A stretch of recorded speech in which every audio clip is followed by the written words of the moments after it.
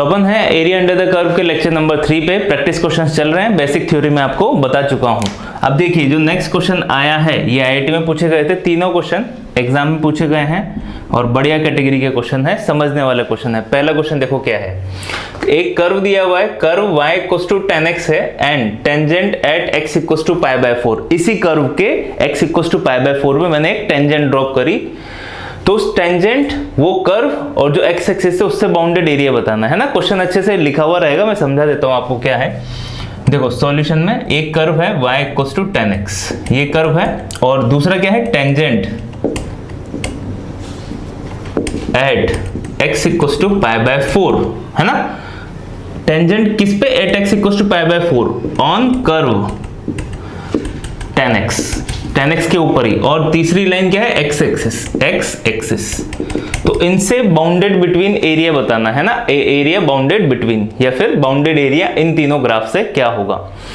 अब सबसे पहले तो अपन को यहाँ पे देखो इसकी टेंजेंट निकालनी पड़ेगी 8x = π/4 पे। तो सबसे पहले y = क्या है tan x, तो 8x = π/4, x = π/4 पे y = क्या होगा tan π/4, मतलब y = 1, y = 1 आ गया। तो पॉइंट क्या हो गया π/4, 1, ये पॉइंट हो गया मेरे पास। इस पॉइंट पे मेरे को टेंजेंट निकालनी है। अब टेंजेंट नॉर्मल पड़ा हुआ होना चाहिए, अदरवाइज नहीं आएगा, वो मैं अपन पहले से पढ़ चुके हैं। तो देखो ये आ गया अपने पास।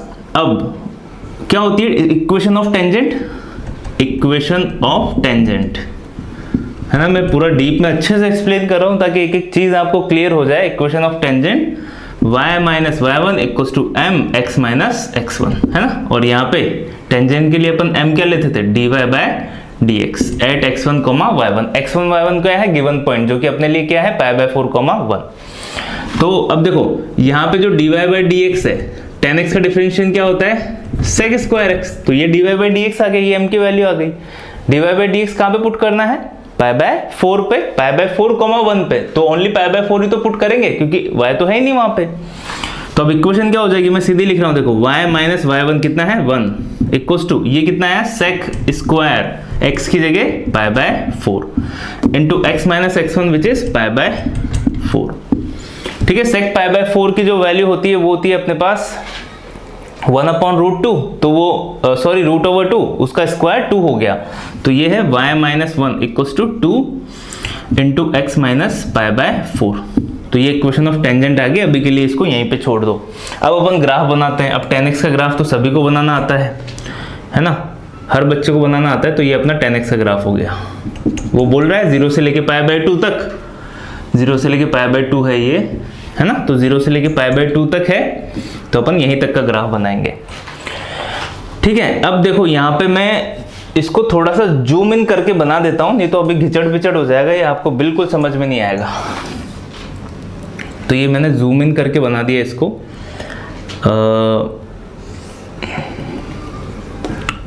π/4, तो ये हुआ अपने पास π/4 वाला पॉइंट। तो π/4 पे टेंजेंट ऐसे ही जाएगी। अब देखो थोड़ा बहुत एडजस्ट कर लेना, अभी एग्जैक्टली अपन नहीं बना रहे। मैं ये टेंजेंट जो है ना, मैं ऐसे करके निकाल रहा हूँ यहाँ पे, ठीक है। वो कट करके भी जा रही है, बाकी आपको टेंजेंट जैसा ही फील करना है यहाँ पे ना। ये टेंजेंट जा रही है, टच करते हुए जाएगी ये π/4 वाले पॉइंट पे। कौन सा पॉइंट है अपने पास, π/4। ठीक है, दिस इज अवर π/4 वाला पॉइंट। ठीक है, और ये है अपने पास π/2, ये है अपने पास π/4। तो ये टेंजेंट जा रही है, ठीक है, ये टेंजेंट जा रही है अपने पास। क्या बोला इसने, y = tan x, ये कर्व हो गया जो अपने पास है ना। इसको हटा दो, ओनली मैं टेंजेंट का इतना सा पार्ट ही यूज कर रहा हूं ताकि आपको अच्छे से डायग्राम समझ में आए, नहीं तो कंफ्यूजन हो जाएगा। अभी ओनली मैंने इतना सा पार्ट बनाया टेंजेंट का, ये इसको यहाँ से टच करते हुए आगे जा रही है। टेंजेंट यही तो होती है ना जो टच करके जाएगी। और जो टेंजेंट आ गई, ये टेंजेंट आ गई अपने को, और x एक्सिस। तो बाउंडेड एरिया कौन सा है ये देखना पड़ेगा अपन को। तो देखो ये है कर्व अपने पास, ये है tan x का कर्व, तो ये कर्व आ गया। ये है टेंजेंट, इधर तो टच होके हुए जाएगी, और x एक्सिस के साथ बाउंडेड एरिया कितना होगा, तो वो तो इतना सा एरिया ही है यहाँ पे, ये वाला जो एरिया है बस यही है यहाँ पे बाउंडेड एरिया। अब देखो अगर आपको ये समझ में आ गया ना, क्योंकि यहाँ से टच होकर आगे चली जाएगी, वो आगे तो बाउंडेड एरिया आएगा ही नहीं, ओनली बाउंडेड एरिया कितना है, इतना सा है। अब ये जो टेंजेंट है ये यहाँ पे इसको कहाँ पे कट कर रही है, एक्स एक्सिस पे कट कर रही है। अब एक्स एक्सिस पे होता क्या है, y इक्वल्स टू 0 होता है, एक्स एक्सिस पे y इक्वल्स टू 0 होता है। तो देखो यहाँ पे y को, मेरे को ये वाला पॉइंट भी तो फाइंड आउट करना पड़ेगा ना, तो मैं ये वाला पॉइंट फाइंड आउट कर रहा हूँ। तो वो कितना होगा, यहाँ पे y इक्वल्स टू 0 पुट कर दो। एक स्ट्रेट लाइन की इक्वेशन में अगर आप y इक्वल्स टू 0 पुट कर दोगे तो पता चल जाएगा ना कि x कहाँ पे 0 हो रहा है, क्योंकि पूरी x एक्सिस पे क्या होता है, y अपना 0 होता है। तो अपन ने y 0 किया, तो y 0 करते ही कितना आया, -1/2 इक्वल्स टू x माइनस π/4। तो x इक्वल्स टू कितना हो गया, π/4, ये इधर आया -1/2। ठीक है, तो ये वाला जो पॉइंट है ना, देखो ये वाला जो पॉइंट है, इसके कोऑर्डिनेट्स कितने हैं, y कोऑर्डिनेट तो 0 है, π/4 -1/2, 0, ये इसके कोऑर्डिनेट्स हैं। ये 0 है, ये यहाँ से लेके यहाँ तक ये π/4 है। बस अभी अपन को इतना से जो लाइनिंग वाला है ये एरिया फाइंड आउट करना है। बट वो कैसे फाइंड आउट करेंगे, देखो 0 से लेके π/4 10x dx आपने निकाला तो पूरा एरिया आएगा, है ना। अब आपको समझ में आ गया होगा, मैं डायग्राम फिर से बना रहा हूँ यहाँ पे ताकि चीजें अच्छे से क्लियर हो जाए। अब देखो यहाँ पे हो क्या रहा है, ये स्ट्रेट लाइन है और यहाँ पे ये अपने पास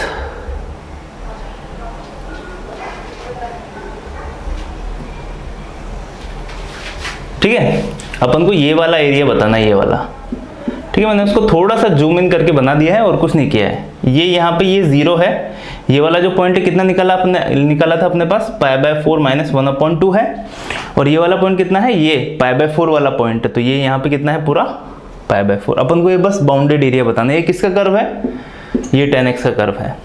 अब अगर मैंने पूरा 0 से लेके π/4 10x निकाल लिया तो वो तो पूरा ही कर्व आ जाएगा ना, ये वाला भी आ जाएगा, ये जो ब्लैंक है यहाँ पे, ये जो गोला वाला है ये भी आ जाएगा इसमें से। बट वो तो नहीं चाहिए, तो एरिया कितना होगा, देखो इंटीग्रेशन 0 से लेके π/4 10x करोगे तो ये पूरा आ गया 10x dx। अब उसमें से ये जो ट्राइंगल बन रहा है ना, हाँ यहाँ पे ट्राइंगल बन रहा है, देखो ये तो 90 डिग्री होगा, ये 90 डिग्री है और ये एक स्ट्रेट लाइन ही तो है। टेंजेंट क्या होती है, एक स्ट्रेट लाइन, नीचे भी क्या है, एक स्ट्रेट लाइन। तो ये है एक ट्राइंगल का एरिया, तो 1/2 इंटू बेस। अब देखो बेस कितना है, ये है अपने पास बेस, ये यहाँ पे बेस होगा। अब बेस की वैल्यू देख लो कितनी होगी, ये बड़े में से छोटा सब्ट्रैक्ट करोगे, π/4 -1/2, तो कितना बचा, 1/2 बचा ओनली। तो बेस है 1/2। अब हाइट कितनी होगी, अब देखो हाइट देखो यहाँ पे, ये किसका ग्राफ है, यही तो होगी ना, ये हाइट कितनी होगी, ये वाली। अब वो देखो x इक्वल्स टू π/4 पे 10 की वैल्यू कितनी होती है, 1, तो ये एग्जैक्टली है कितना, 0.1। तो ये हाइट कितनी है अपने पास, 1। तो 1/2 इंटू बेस 1/2 आया, अपन ने देख लिया कैसे आया, और जो हाइट है वो कितनी आई, 1 आई। इसको सॉल्व कर लोगे अपना आंसर आ जाएगा। कंप्लीट कर लेते हैं। एरिया 10x का integration log mod sec x, तो ln sec x कहाँ से लेके कहाँ तक, 0 से लेके π/4 तक, -1/2 इंटू 1/2 1/4 हो जाएगा। एरिया π/4 यहाँ पे पुट करोगे तो ln √/2 माइनस ln sec 0 की वैल्यू कितनी होती है, sec 0 की वैल्यू 1 होती है। अब ln 1 कितना हो गया, 0 है ना, तो ln 1 लिख दो पहले, और यहाँ पे क्या हो रहा है, -1/4, तो ये 0 हो गया। फाइनल आंसर जो है ln √/2 -1/4। ठीक है, अब देखो जो रूट है उसको मैं पावर 1/2 जैसा लिख सकता हूँ ना, मतलब मैं इसको ऐसा लिख सकता हूँ ln 2 की पावर 1/2 -1/4 ऐसा। अब जो 1/2 है बाहर आ जाएगा, 1/2 ln 2 -1/4। अब दोनों में से 1/2 कॉमन ले लो, 1/2 कॉमन लिया, कितना आया, ln 2 -1/2। ठीक है, तो फाइनल जो आंसर है ना वो ये दिया हुआ था, और अपना आंसर क्या आया था, देखो यहाँ पे ये आया था। तो इसमें भी थोड़ी सी मेहनत करनी पड़ती है, थोड़ा सा अपन को चेंज करके आंसर मैच करना पड़ता है, आंसर भी इजीली मैच नहीं होता है। ठीक है, तो फाइनल आंसर कितना है, 1/2 इंटू ln 2 -1/2। तो देखो ये क्वेश्चन आपको समझ आया होगा, बढ़िया क्वेश्चन था, किस टाइप से सॉल्व हुआ ये भी समझ आया होगा, और ऐसे क्वेश्चन पूछे जाते हैं एग्जाम में, तो देख लेना किस टाइप से सॉल्व हुआ। टेंजेंट नॉर्मल की बेसिक नॉलेज होनी चाहिए आपको ऐसे क्वेश्चन सॉल्व करने के लिए, अगर वो नहीं है तो फिर डिफिकल्टी होगी आपको। और चैनल को लाइक शेयर सब्सक्राइब ज़रूर करें अगर आपको वीडियोस अच्छे लग रहे हैं तो।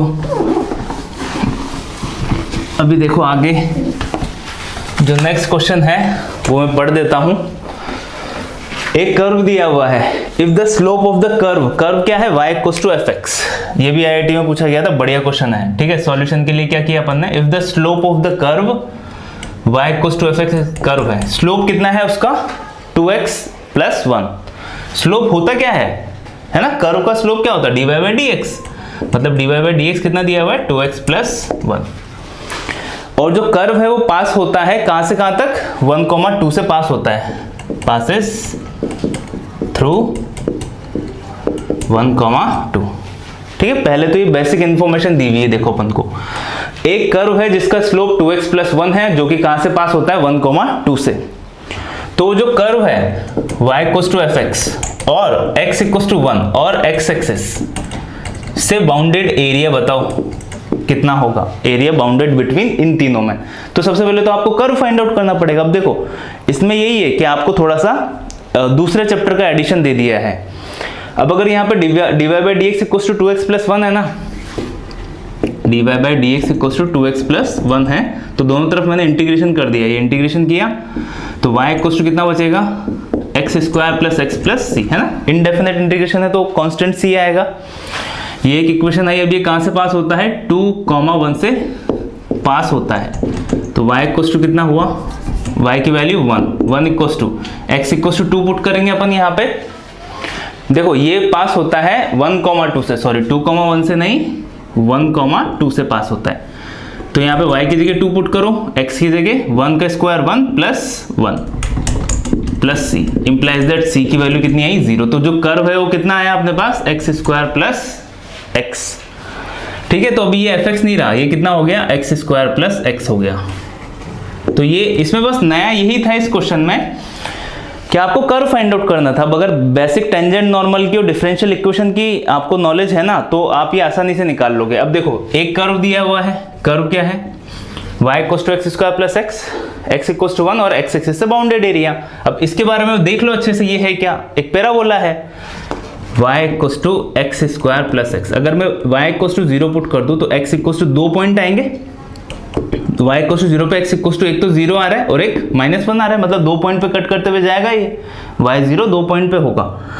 अब इसका सेंटर भी देख लो, सेंटर कैसे निकालते हैं अपन इसको, जनरल फॉर्म में चेंज करके कैसे करेंगे, y equals to x square plus x का कोएफिशिएंट कितना है 1, उसका आधा कितना है 1/2, उसका स्क्वायर 1/4, ऐड भी करना है सब्ट्रैक्ट भी करना है, तो प्लस x प्लस 1/4 माइनस 1/4, तो ये को होल स्क्वायर बना लेंगे, 1/4 इधर आ गया, y plus 1/4 equals to x plus 1/2 whole square.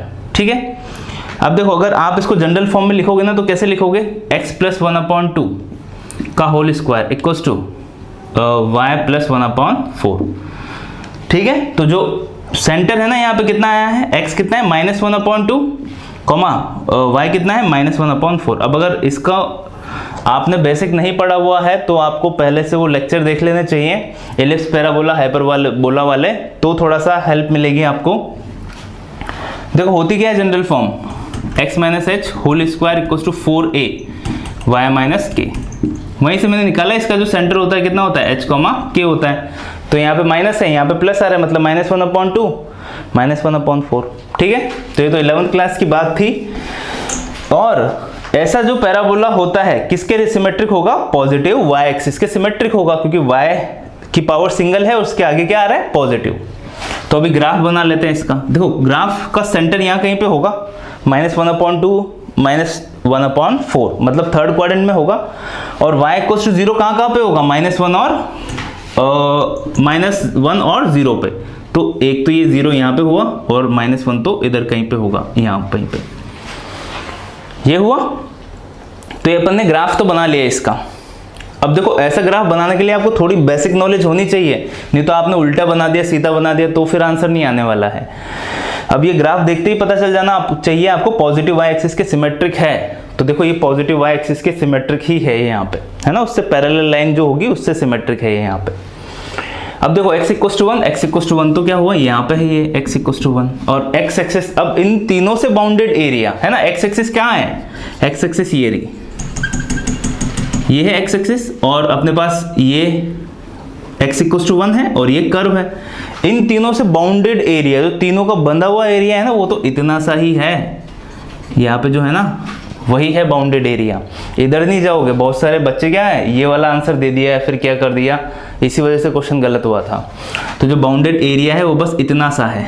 अब ये ट्रायंगल नहीं बन रहा है क्योंकि इधर कर्व है। एरिया इक्वल टू ये 0 होगा, 0 से लेके 1, इंटीग्रेशन 0 से लेके 1। कौन सा कर्व है, कर्व y की वैल्यू कितनी है, x square plus x whole dx। ठीक है, और कुछ नहीं करना आपको, बस इतना सा इंटीग्रेशन सॉल्व कर लो, वही अपना फाइनल आंसर होगा। तो जो एरिया होगा एक्स स्क्वायर का x cube upon 3 plus x square upon 2, कहाँ से कहाँ तक, 0 से लेके 1 तक। तो 1 पुट करोगे तो 1 upon 3 plus 1 upon 2 minus 0 put करते ही 0 हो जाएगा। तो इन दोनों का एडिशन करोगे तो कितना हुआ, 5 अपॉन 6 स्क्वायर यूनिट। तो बस यही आंसर होगा। ठीक है, समझ आया होगा 5/6 कैसे आया। और बढ़िया क्वेश्चन था, इसमें नई नॉलेज क्या मिली है आपको कि हाँ ऐसे क्वेश्चन भी पूछे जा सकते हैं जिसमें आपको कर्व फाइंड आउट करना हो पहले। उसके बाद तो कुछ नहीं था, उसके बाद तो सिंपल सी स्टेप्स थी, बेसिक पैराबोला की नॉलेज होनी चाहिए थी, उसके बाद आ जाएगा।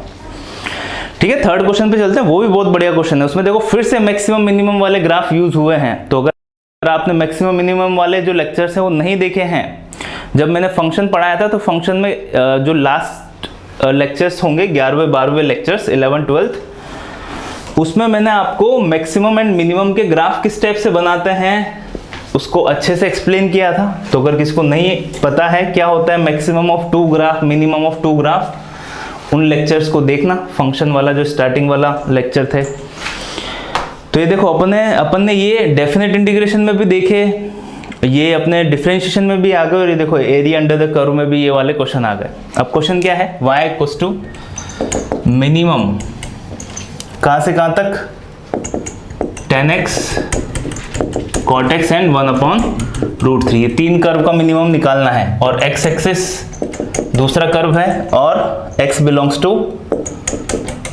0 से लेके π/2 के बीच में है ना। इन दोनों का बाउंडेड एरिया बताना है आपको क्या होगा। तो देखो 0 से लेके π/2 तक पहले तो आप ग्राफ बना लो। ये अपने पास π/2 हुआ, तो ये यहाँ से लेके यहाँ तक किसका जाता है, tan x का ग्राफ होता है। ये हो गया अपने पास tan x। cot x का इसका जस्ट उल्टा होता है, तो cot x का ऐसा कुछ नया ग्राफ नहीं है, ये है अपने पास cot x। दोनों कहाँ पे मिलते हैं, π/4 पे। यहाँ पे दोनों ग्राफ मिलते हैं कहाँ पे, π/4 पे। ठीक है, बट इसको मैं नहीं बनाता हूँ क्योंकि देखो इसकी रिक्वायरमेंट नहीं है। चलो बना लेते हैं, π/4 पे दोनों की वैल्यू सेम होती है 1। और क्या दिया, y equals to tan x अपन ने बना दिया, y equals to cot x अपन ने बना दिया, y इक्वल्स टू 1/√3। तो y इक्वल्स टू अगर ये 1 है ना, यहाँ पे ये 1 है तो 1/√3 ये ऐसा चला गया 1/√3। ठीक है, तो ये y इक्वल्स टू 1/√3। अब इन तीनों का मिनिमम वाला ग्राफ देखो, तीनों ग्राफ अपन ने बना दिए। अब तीनों का मिनिमम वाला पार्ट कौन सा है, यहाँ पे ये वाला है मिनिमम है ना, मैं इसको डार्क कर रहा हूँ। ये वाला है मिनिमम, फिर ये वाला है मिनिमम, फिर ये वाला है मिनिमम। ठीक है, तो ये ही है अपने पास मिनिमम वाला ग्राफ। ओके, क्या पूछा अभी, और x एक्सिस से बाउंडेड एरिया, मतलब बाउंडेड एरिया कौन कौन सा होगा। अब ये जो दो जगह कट करेगी ना, तो देखो 1/√3 tan x में कहाँ पे वैल्यू होती है, 0 से लेके π/4 के बीच में। तो ये वाला जो पॉइंट है ना, ये अपने पास π/6 है, 30 डिग्री की वैल्यू तो कितनी होती है 1/√3 tan 30। और cot 60 की वैल्यू होती है 1/√3। तो cot को एक जहाँ पे कट करेगा ना वो क्या होगा, π/3, 60 डिग्री। 60 लिखना हो तो 60, बाकी अपन नॉर्मल वे में कैलकुलेशन करते हैं पाई की फॉर्म में। तो ग्राफ बना लिया अपन ने। अभी देखो ये बाउंडेड एरिया कौन सा है, इससे नीचे वाला पूरा, मतलब ये है अपने पास बाउंडेड एरिया। ठीक है, 3 एरिया बन गए। अब देखो यहाँ पे 2 तो ट्राइंगल बन रहे हैं और अपने पास एक ये यहाँ पे स्क्वायर बन रहा है या रेक्टेंगल, वो जो भी बन रहा है अपन देखेंगे बाद में। बाकी पहला एरिया ये A1 हुआ, ये पहला एरिया A1 हुआ, ये A2 हुआ और ये A3 हुआ। 3 एरिया बन रहे हैं अपने पास, है ना। ये जो मिनिमम वाला डार्क वाला ग्राफ है उससे नीचे वाला आंसर, तो 3 एरिया बन रहे हैं, तीनों निकालने हैं। तो area equals to A1 plus A2 plus A3। अब जो ये वाला एरिया है और ये वाला एरिया है ना, सिमेट्रिक होगा, क्योंकि tan x और cot x के ग्राफ सिमेट्रिक होते हैं, एक इधर से जाता है और एक इधर से जाता है। तो ये A1 तो अलग है, बाकी ये दोनों सेम है यहाँ पे। तो मैं क्या करता हूँ, area equals to A1 plus 2A2 कर देता हूँ, या फिर आपको अलग अलग निकालना हो तो अलग अलग निकाल लेना। देखो A2 निकालने के लिए क्या करोगे, इंटीग्रेशन π/3 से लेके π/2, ये किसका ग्राफ है, cot x dx।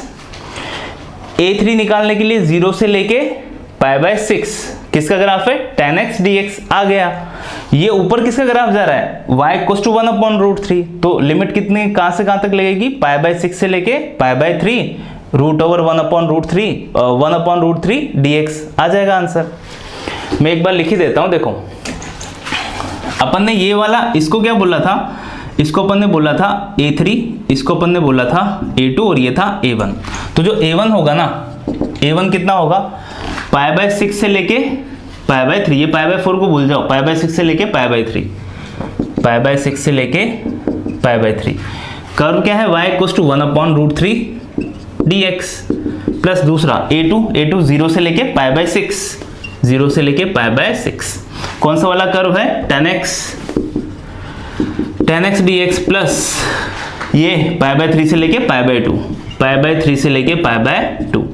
कौन सा वाला कर्व है, cot x dx। आ गया तीनों एरिया। अब जैसा मैंने बोला यहाँ पे A1 इक्वल्स टू A2 है, ये दोनों कर्व सेम है, तो दो इंटीग्रेशन क्यों सॉल्व करेंगे, अपन नहीं करेंगे।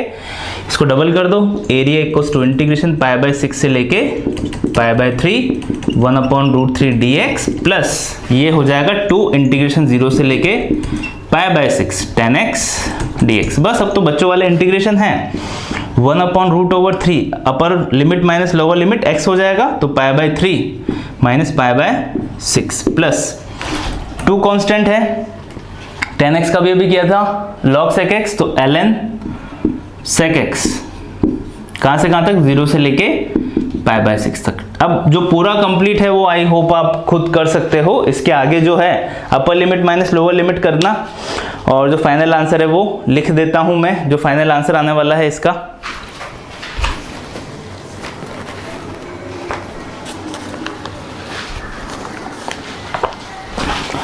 तो देखो जो फाइनल आंसर है वो है 2 log 2/√3 प्लस π/6√3। ये अपना फाइनल आंसर है ना। आंसर बढ़िया है। किस टाइप से ये आंसर आएगा, चलो इसको भी मैं सॉल्व कर ही देता हूं। ये आंसर है, या खुद वैसे आप कर सकते हो। देखो π/3 में से π/6 गए, मतलब 60 में से 30 गए तो 30 बचे, तो π/6 यहाँ पे बचेगा, ठीक है। π/6 बचा तो 1/√3 इंटू π/6। तो ये पहली ये वाली स्टेप तो हो गई मैच। पाई अपॉन प्लस यहाँ पे 2 into ln sec π/6 minus ln sec 0। अब sec 0 की वैल्यू 1 होती है, तो log 1 की वैल्यू 0 हो गई।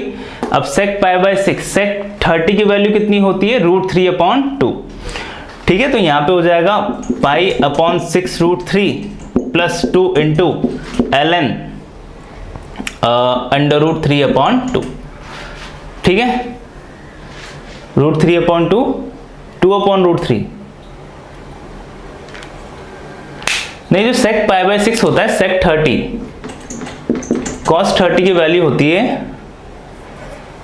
2/√3 √3/2। यस मैंने उल्टी लिख दी है, 2/√3 इज करेक्ट, 2/√3, ठीक है। तो sec π/6 कितना हो गया, 2/√3। तो फाइनल आंसर कितना आ गया, हो गया है। तो ये क्वेश्चन समझ आए होंगे। आगे चलते कुछ और क्वेश्चन सॉल्व करते हैं। इसके बाद अपने पास नेक्स्ट कुछ रिजल्ट हैं, वो अगर आप याद रखोगे तो आपको कुछ क्वेश्चंस में काफी हेल्प मिलेगी सॉल्व करने में। जैसे पहला रिजल्ट क्या हुआ, y² = 4ax और x² = 4by। अगर ऐसा कोई ग्राफ बना या ऐसा कोई कर्व आ गया अपने पास, 2 पैराबोला आ गए, तो उनसे जो बाउंडेड एरिया होगा वो कितना होगा 16 AB/3 मोड के अंदर, क्योंकि हमेशा एरिया पॉजिटिव होता है। अब देखो इसको आप ऐसे ध्यान रखना 4A × 4B/3, ठीक है, मतलब coefficient of x into coefficient of y/3, क्योंकि कोफिशिएंट ऑफ x ही तो है यहाँ पे 4 है, कोफिशिएंट ऑफ y 4b तो है। जैसे देखो y² = 4ax कुछ ऐसा बनता है, और x² = 4by कुछ ऐसा बनता है, तो इन दोनों से बाउंडेड एरिया यही पूछ रहा है वो, तो सीधा आंसर आ जाएगा 16 AB/3 से, है ना। अगर ऐसा कोई क्वेश्चन पूछा गया तो याद रखना, और इसको देखो ऐसे मत याद रखना, इस कैटेगरी में याद रखोगे तो ज्यादा बेहतर होगा। और जो नेक्स्ट रिजल्ट है अपने पास वो क्या है, जो एलिप्स है x² + a² + y² / b² = 1, उसका एरिया कितना होता है πAB। ये भी इंपॉर्टेंट रिजल्ट है। अब देखो याद रखने का तरीका क्या है, सर्किल का एरिया क्या होता है πr², है ना। अब सपोज करो सर्किल की रेडियस a है, तो एरिया कितना हो जाएगा πa², बट एलिप्स में 2 रेडियस होती है, एक a और एक b, है ना। एग शेप में होता है ना, तो एक छोटी वाली रेडियस एक बड़ी वाली रेडियस होती है, तो दोनों रेडियस आएगी π × a × b। तो वैसे याद रखोगे तो जल्दी से याद हो जाएगा। अगर ऐसा है ax + by ± c = 0, मतलब 2 लाइनें 3 लाइनें 4 लाइनें बन सकती हैं यहाँ पे। जैसे देखो mode ax mode by mode c = 0, मतलब a positive b positive c positive, a negative b negative c negative, 2 लाइनें होगी या फिर 3 लाइनें होगी या फिर 4 लाइनें होगी, तो उनसे बाउंडेड जो एरिया होगा वो हमेशा क्या होगा 2c² / ab। तो सीधा ये अपने क्या है एमसीक्यू में पूछा जा सकता है कि इससे बाउंडेड एरिया का होगा क्या होगा। इस कैटेगरी के 4 ऑप्शंस आपको मिल जाएंगे। तो ध्यान रखना, ये जो है तीनों रिजल्ट आपको अच्छे से याद होने चाहिए, ठीक है। अब आगे चलते हैं। जैसे देखो 2 क्वेश्चन और लिखे हुए हैं सिंपल से। पहला क्वेश्चन देखो क्या है, y² = x दिया हुआ है और x = y = mod x दिया हुआ है, y = mod x। Area bounded between बताओ क्या है। तो y² = x, अपन सभी को पता है y² = x कुछ ऐसा बनता है। y = mod x, तो क्या है अपने पास mod x का ग्राफ यही होता है। तो ये कुछ ग्राफ बना, इन दोनों से बाउंडेड एरिया तो साफ साफ नजर आ रहा है, इतना ही है, ठीक है। अब ये वाला पॉइंट अगर मेरे को मिल गया तो मैं यहां से लेके यहां तक का एरिया फाइंड आउट कर लूंगा, है ना। अब ये वाला पॉइंट कौन सा होगा, तो देखो यहाँ पे y = y की वैल्यू यहाँ पे पुट कर दो, तो यहाँ पे क्या हो जाएगा x² = x, है ना। मैं y = mod x यहाँ पे पुट कर दिया, तो mod x का स्क्वायर लिखने की जरूरत नहीं है, mod x का स्क्वायर लिखो या x² लिखो, एक ही बात होती है।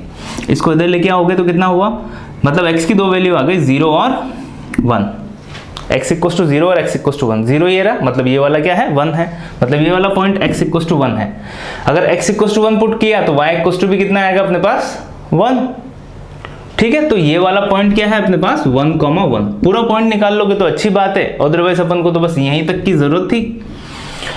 अगर ये 1 है, ये पॉइंट 1,1 है, तो ये वाली हाइट कितनी हो जाएगी, ये 1 हो जाएगी, और यहाँ से लेके यहाँ तक की डिस्टेंस कितनी हुई 1। अब आपको पता चल गया कि हाँ सर आप क्या कर रहे हो यहाँ पे। अब ये जो है ऊपर वाला कर्व, ये वाला कर्व, ये क्या है y² = x है, तो मैं 0 से लेके 1 तक एरिया इंटीग्रेशन 0 से लेके 1 तक क्या करता हूँ, ऊपर वाले पूरे कर्व का एरिया निकाल लेता हूँ। तो y की वैल्यू क्या है √x हो जाएगी, √x dx, ये हुआ। अब ये जो पूरा एरिया है इसमें से ये ट्रायंगल में सब्ट्रैक्ट कर दूंगा, क्योंकि एक ट्रायंगल बन रहा है यहाँ पे, तो माइनस, अब ये 90 डिग्री है यहाँ पे, ये बेस होगा, ये परपेंडिकुलर होगा, -1/2 इंटू बेस की वैल्यू 1 है, हाइट की वैल्यू भी 1 है। बस इसको अगर आप सिंप्लीफाई कर सकते हो तो you will get the final answer. √x का इंटीग्रेशन कोई बड़ी बात नहीं है। √x का इंटीग्रेशन क्या होगा, x की पावर 1/2 प्लस 1/1/2 प्लस 1। दूसरा क्वेश्चन देखो क्या है यहाँ पे x²। अब देखो ऐसे इनइक्वालिटी वाले क्वेश्चंस काफी पूछे जाते हैं, अभी बोर्ड में भी काफी मिलते हैं। x² / 16 plus y² / 9 is less than equal to 1। और जो दूसरी स्ट्रेट लाइन है वो क्या है, 3x + 4y is greater than equal to 12। तो 12 का डिवाइड कर दो, मतलब x/4 plus y/3 is greater than equal to 1। पहले तो एक एलिप्स लिखा हुआ है, तो एलिप्स जो है है ना। इन दोनों से एरिया बाउंडेड बिटवीन पूछा है अपन से, बस ये दोनों ग्राफ देखे, ये भी एग्जाम में पूछा गया था। तो ये इलिप्स बन गया अपना, ठीक है। x के नीचे x, तो ये वाला पॉइंट 4,0 हो जाएगा, y के नीचे y है तो मतलब ये वाला जो पॉइंट है 0,3 हो जाएगा।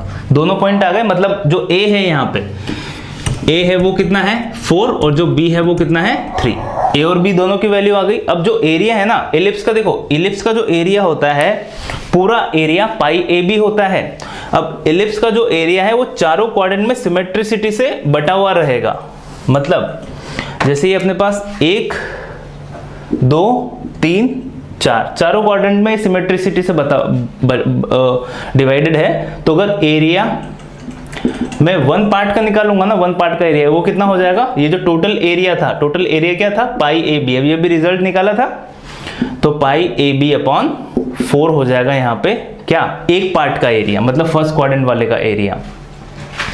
अब देखो 2-3 चीजें समझने वाली है इस क्वेश्चन में, वो मैं आपको अच्छे से एक्सप्लेन कर देता हूँ। क्वेश्चन काफी सिंपल है, बाकी अगर आप चीजों को समझ लोगे ना तो फिर नए क्वेश्चंस करने में प्रॉब्लम नहीं होगी। अब ऐसे जो क्वेश्चन है ना लेस देन इक्वल टू 0, उसमें आपको देखना भी पड़ेगा कि कौन सा वाला एरिया कंसीडर होगा, नीचे वाला ऊपर वाला क्या कंसीडर होगा। तो देखो यहाँ पे पहले तो ये, अब यहाँ पे अगर मैंने x इक्वल टू 0 पुट कर दिया, अब मैं इसको इक्वल टू 0 इक्वल टू 1 लेके ही सॉल्व कर देता हूँ। ये जो इक्वेशन है कितनी है 3x plus 4y equal to 12, तो x इक्वल टू 0 पे y इक्वल टू 3 आया है ना, x इक्वल टू 0 पे y equal to 3, y equal to 0 पे x इक्वल टू 4 आएगा। तो जो पॉइंट है वो ये दोनों ही है। तो जो स्ट्रेट लाइन जा रही है ना, जो स्ट्रेट लाइन जाएगी वो ऐसे जाएगी, ठीक है, 4,0 0,3 ये दोनों पॉइंट। अब देखो सबसे बड़ी बात अब समझने वाली चीज क्या है, यहाँ पे समझने वाली चीज यही है कि कंफ्यूजन हो जाता है कि एरिया नीचे वाला होगा कि एरिया ऊपर वाला होगा, है ना, यही है। अब ये ध्यान से समझना कि अपन कैसे चेक करेंगे।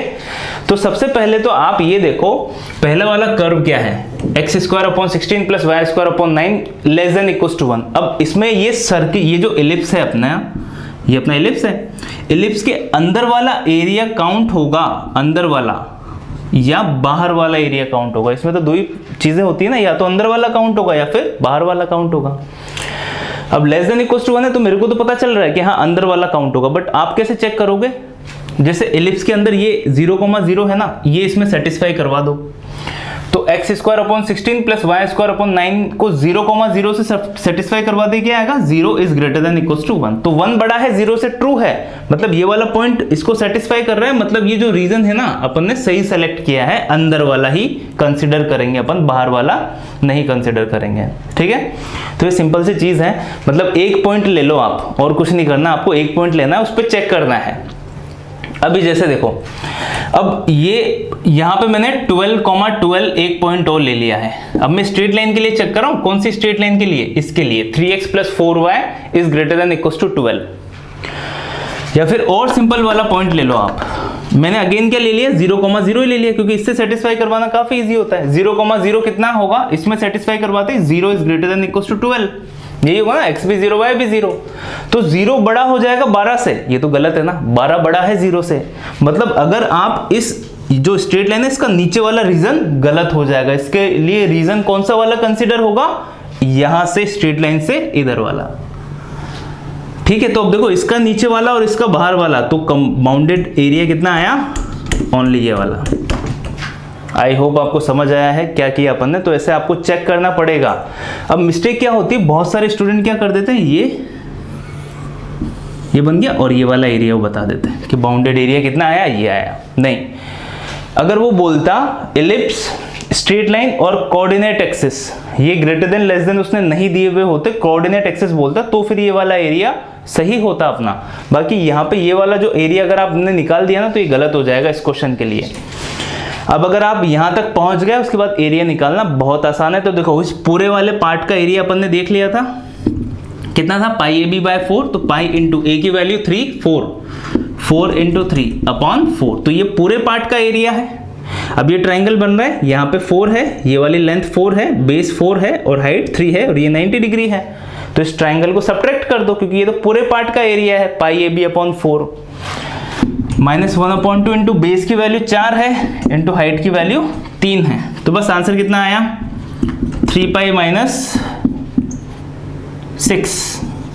तो ये अपना फाइनल आंसर हो जाएगा इसका 3 pi minus 6 square unit for this question, है ना। 4 से 4 कैंसिल आउट हुआ, 3 पाई माइनस 6। हाँ ठीक है, और 3 इंटू 3 हाँ, और पॉजिटिव में आ रहा है, मोड वगैरह लगाने की भी जरूरत नहीं है आपको। तो आज के लेक्चर में बस इतना ही। आई होप आज आपने कुछ नया सीखा होगा। Thanks for watching. जो नेक्स्ट लेक्चर होगा उसमें अपन सिमेट्रिसिटी से जो ग्राफ्स होते हैं, जो एरिया अंडर द कर्व वाले क्वेश्चंस होते हैं, वो कैसे सॉल्व करते हैं, वो भी काफ़ी इंपॉर्टेंट टाइटल है। जेईई एडवांस में काफ़ी क्वेश्चन पूछे जाते हैं उसमें। तो और अगर आप प्रैक्टिस नहीं कर रहे हो तो प्रैक्टिस करना स्टार्ट कर दो। जब तक प्रैक्टिस नहीं करोगे आपका इंप्रूवमेंट नहीं होगा और रिजल्ट भी नहीं आएगा। उसमें मैं भी आपकी हेल्प कर रहा हूँ। कम्युनिटी टैब में जाइए और वहाँ पे मैंने आपके लिए DPPs अपलोड की हुई है विद सॉल्यूशन। 11th क्लास के भी है कुछ चैप्टर्स, और कुछ चैप्टर्स 12th क्लास के भी हैं। इनडेफिनेट इंटीग्रेशन और डेफिनेट इंटीग्रेशन दोनों की मैंने अपलोड की हुई है। 1-2 दिन में एरिया की भी स्टार्ट हो जाएगी। जैसे थोड़े टॉपिक कवर हो जाएंगे मैं एरिया की DPP भी स्टार्ट कर दूंगा। डाउनलोड कीजिए, सॉल्व कीजिए। कोई क्वेश्चन नहीं आता है तो सॉल्यूशन देखिए और प्रैक्टिस कीजिए। जब तक प्रैक्टिस नहीं करोगे इंप्रूवमेंट नहीं होगा। ओके, और अगर आपको किसी स्पेसिफिक चैप्टर की DPP चाहिए तो कमेंट बॉक्स में लिखिए, मैं आपको प्रोवाइड कर दूंगा। Thank you. Do subscribe the channel.